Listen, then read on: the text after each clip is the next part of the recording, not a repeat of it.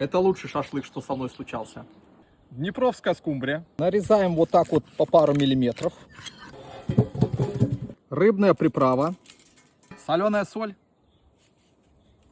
Нога старого пирата. Защита от упырей. Терка для богатых. Моя любимая паприка. Кунжутное масло. Цибуля, красотуля. Рваная рука. И все это нежно вот так размазюкиваем. Думали под пленку? Нет, под крышку. Маринуем до седых углей. Шампура с рыбой. Вот так для красоты закручиваем. Чтобы не разваливалось. И не забываем пропитку. Вот так.